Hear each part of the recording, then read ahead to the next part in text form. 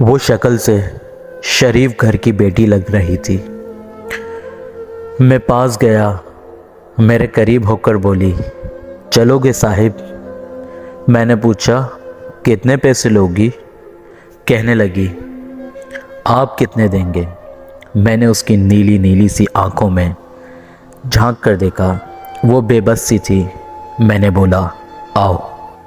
وہ ڈرنے لگی، کہنے لگی، کتنے آدمی ہو؟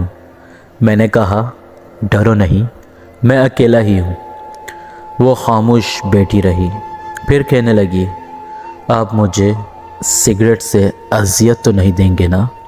میں مسکرایا اور کہا، بالکل بھی نہیں۔ پھر اس نے ایک لمبی سانس بھری، اور میرے ساتھ کوئی ظلم تو نہیں کریں گے نا؟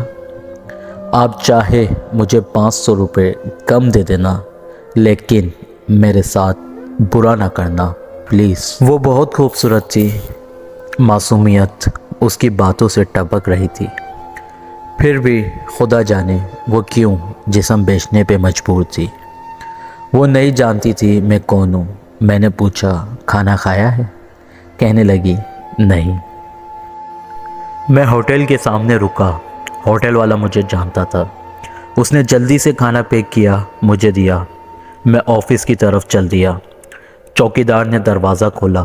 رات کے 11 بج رہے تھے۔ سب اپنا اپنا کام کر رہے تھے۔ وہ مسلسل میری طرف دیکھی جا رہی تھی۔ میں نے کھانا پلیٹ میں ڈالا، اسے کہا، ہاتھ دھو لو۔ وہ کہنے لگی، میں نے نہیں کھانا۔ میں نے پیار سے کہا، ڈرو نہیں، کچھ نہیں ہوگا۔ وہ ہاتھ دھو کر آئی، میرے سامنے کرسی پہ بیٹھ گئی اور کھانا کھانے لگی۔ جب کھانا کھا لیا تو کچھ کھانا بچ گیا۔ کہنے لگی، یہ میں گھر لے جا سکتی ہوں؟ میں مسکرایا اور کہا، بالکل نہیں۔ وہ چپ ہو گئی، برقع اتارنے لگی۔ میں نے کہا، رک جائیں، میرے پاس آ کر بیٹھ جائیں۔ وہ حیران تھی، میری آنکھوں میں دیکھ کر بولی، جلدی سے اپنا کام کریں، مجھے واپس چھوڑ آئیں۔ میں نے کہا، نہیں پوچھوں گا، کیوں کرتی ہو ایسا؟ کیوں بیچتی ہو جسم اپنا؟ بس اتنا کہوں گا، چھوڑ سکتی ہو کیا یہ سب؟ وہ میرے چہرے کی طرف دیکھنے لگی اور کہنے لگی، آپ مجھے پاگل لگ رہے ہیں۔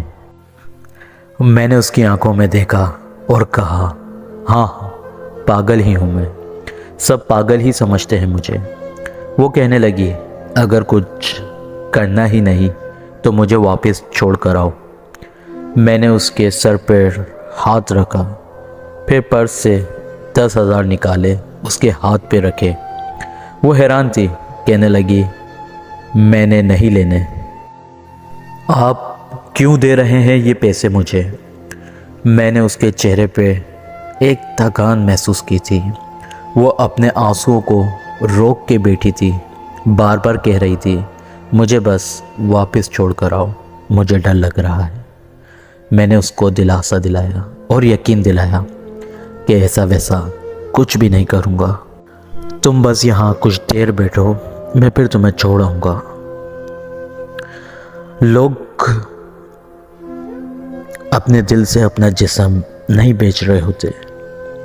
کسی کی کیا پریشانی ہوتی ہے، کسی کی کیا تکلیف ہوتی ہے، یہ صرف سمجھنے والا ہی سمجھ سکتا ہے۔